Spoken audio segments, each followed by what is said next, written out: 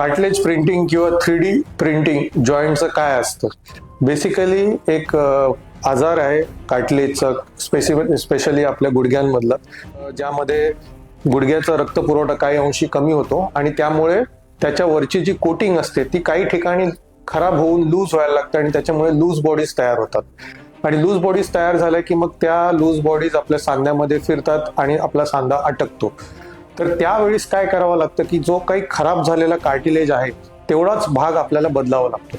जसं आपण जॉईंट रिप्लेसमेंटमध्ये, सांधेदुखीमध्ये पूर्ण सांधा बदलतो कृत्रिमरित्या, परंतु ह्या केसेसमध्ये पेशंटचं वय कमी असल्यामुळे आपण ते कार्टिलेज रिग्रो करतो. म्हणजे काय की जिथे जो भाग खराब झालेला असतो, साधारण 1 सेंटीमीटर डायमीटरचा किंवा 1.5 सेंटीमीटर डायमीटरचा, तो खराब झालेला भाग आपण क्लीन करून घेतो.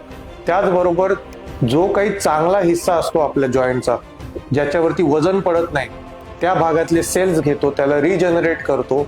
रिजनरेट करून त्याची एक विशिष्ट पेस्ट तयार करतो.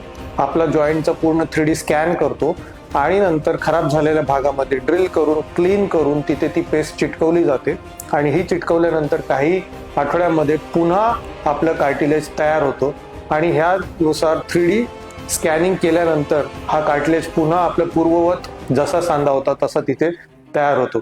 तर हे तरुण वयामध्ये जिथे फोकल कार्टिलेज डिफेक्ट असतात त्या पेशंटसाठी आपण हे वापरतो आणि ही टेक्नॉलॉजी आपल्याला वयोवृद्ध किंवा फुल ब्लोन आर्थरायटिसमध्ये वापरता येत नाही, कारण त्याच्यामध्ये खूप सारा एरिया इन्व्हॉल्ड असतो.